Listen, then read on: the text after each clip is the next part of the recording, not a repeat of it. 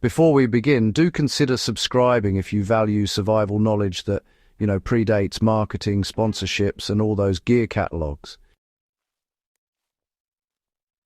Shelters kept people alive long before nylon, aluminum poles, or waterproof ratings ever existed. And, honestly, history is brutally clear about one thing. Many modern tents fail in conditions old shelter designs were built to endure. Modern survival culture tends to treat tents as the ultimate solution: lightweight, fast to deploy, weather-rated. Yet armies, explorers, displaced civilians, and indigenous societies have repeatedly abandoned tent-like structures the moment conditions turned hostile. They did so not because tents were unavailable, but because tents exposed people to cold, wind, moisture, and exhaustion in ways older shelters were specifically designed to prevent. The most important difference is that old shelters were built to control exposure, not comfort. So let's take earth-sheltered designs used across Europe, Asia, and North America. Dugouts, sod huts, and trench-adjacent shelters were partially buried because, honestly, the ground is the most stable temperature regulator available. In winter, earth traps warmth, and in heat it absorbs excess temperature.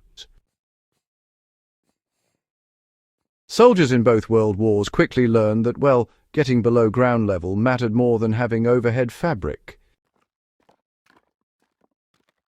Modern tents, no matter how advanced, isolate you from the ground instead of working with it. Another enduring design was the debris hut.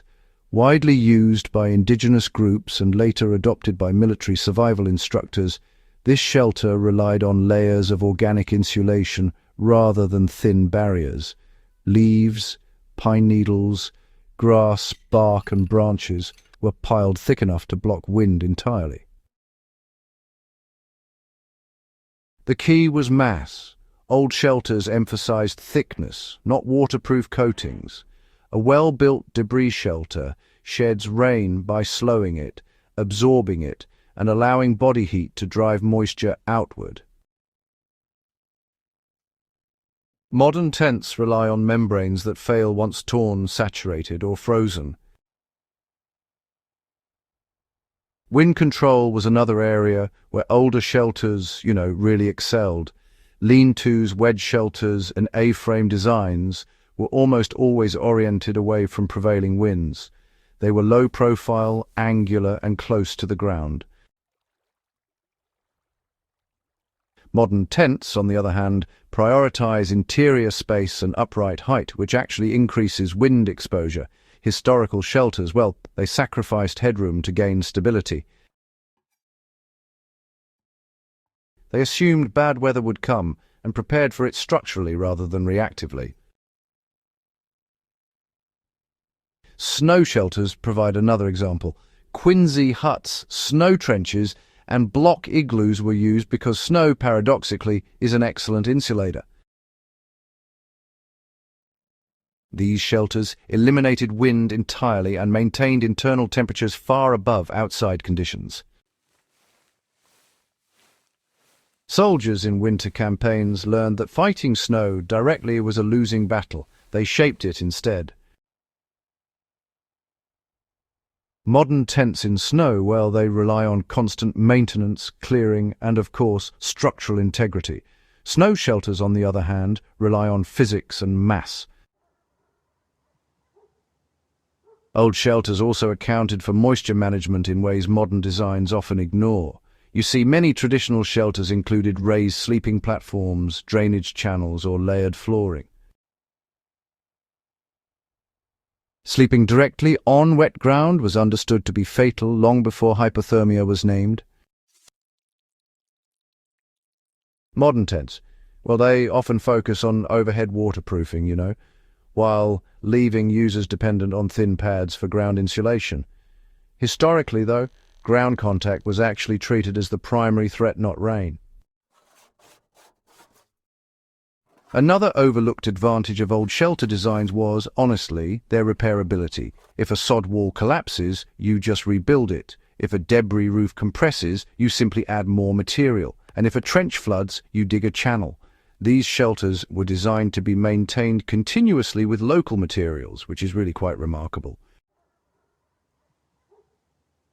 Modern tents, on the other hand, tend to fail catastrophically. A ripped seam, a snapped pole, or a delaminated coating can unfortunately render them useless, with no field repair possible.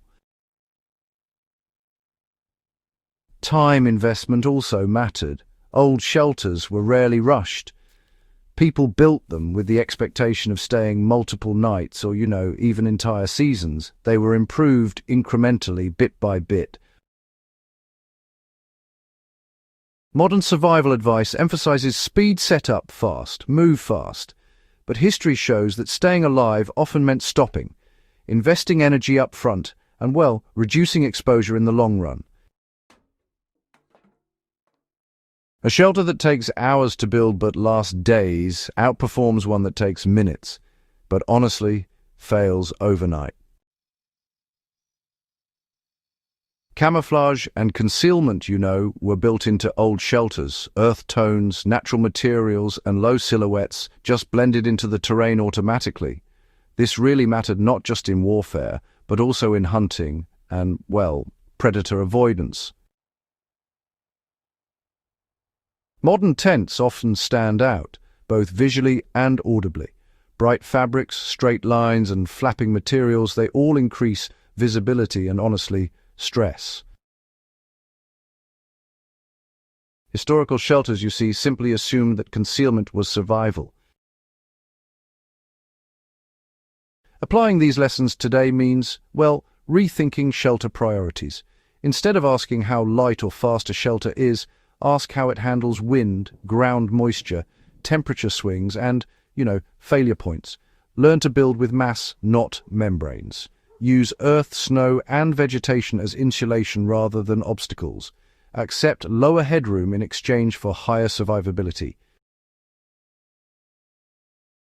Modern tents have their place. They're, convenient, efficient, and definitely useful in controlled conditions. But, history makes something clear.